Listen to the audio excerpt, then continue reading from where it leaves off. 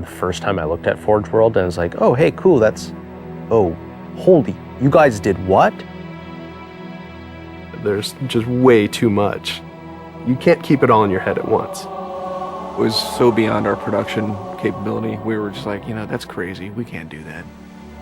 I couldn't stop the artist who started creating it.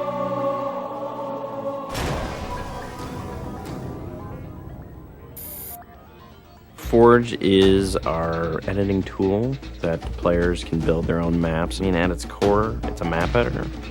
We always had this vision right from the get-go, which was anyone can build anything. Giving the fans the tools, they can take it and run with it and make it their own. Forge World actually started as 5 separate maps. And I said, wouldn't it be cool if you could play this and go over there and then play over there if you wanted? And Forge World was born. There were a lot of people telling us that, no, you cannot ship this as one big map. We have this awesome new automatically generated LOD system called Impostering that makes objects that are really far away really cheap to draw. We're pushing what we can do with the Forge budget, so that lets us have many more objects up on the screen at once, which lets us put more objects into Forge. Interesting to take the Banshee or Falcon out for a spin in Forge World. These actually takes a while to get from one into the other. The second you come into this space, you should know that you're on Halo. Our old friend, the Forerunners, come back because the Forerunners create all sorts of cool, interesting pieces of geometry. We wanted to give people a variety of locations that they could forge in a different way. So a gulch, an island, an interior, a very small outdoor pocket, and then the rock, which was kind of based off Ascension.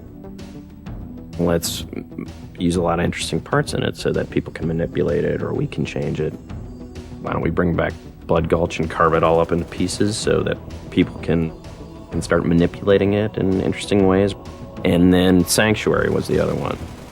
The Cage and Paradiso, that's just Chad and I playing with a map editor and actually building cool maps within Forge World. We were doing that exactly how the fans would do that.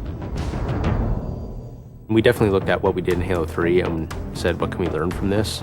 It's one thing to build just a stunning amount of map variants, but nobody was expecting Forge art, I don't think. That was just a completely, whoa, what? The Rube Goldberg machines, yeah, those are everywhere. In Halo 3, it was cool that you could move things around, but it was still kind of clunky. And we're like, we have to make this better. What are some of the tricks that the community is using, and how can we make those not be tricks and just make those be tools? We took that stuff and made it like a real feature. There's normal, phased, and fixed. So normal is like Halo 3 style, it bumps into stuff when you let it go and it falls to the ground and moves around and stuff. And fixed is the same thing, except when you let it go, it stays exactly where it was. And then phased is the coolest because it means that while you're editing the object, it's not actually interacting with the environment. You can put it through a wall, you can put it, through other objects. Which changed everything for Forge, immediately. It's much easier to build a Forge space. There's snaps and rotates and degrees and units that you can move things. You can be very precise. The camera controls, it's actually really good for object placement because little touches on the stick don't translate into really sudden, jumpy movements. And then we also have a fine editing mode. You click the stick in and then your camera starts moving very slowly. You're not spending 3 hours trying to get one block to line up directly to 3 other blocks. You can select individual objects and say, get rid of all the objects of this type. So if you're trying to get rid of all the spawn points on a map because you want to go and replace all the spawn points, you can do that.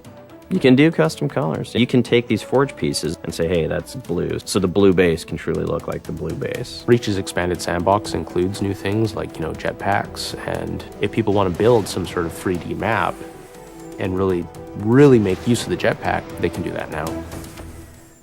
Custom game options and Forge go together like peanut butter and jelly. You're able to do things with game types that people might not even expect. My favorite example is King of the Hill, where the Warthog is the hill. I'm super excited to see what people do with it when it goes out, because there's so much crazy stuff in there that's amazing. We are shipping maps on the disk that we made in Forge ourselves. So The tools are there. If you have the time and the talent, you can make it. The community is just going to outstrip us and spank us.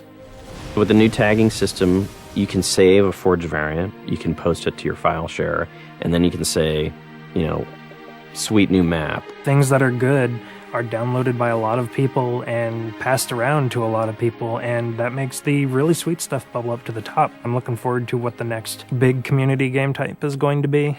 We realized that Reach was our swan song to Halo, and what better way to do that than to let people do what we've been doing all along, which is creating new cool maps. It's nice to go out with a bang, and this is a pretty big one.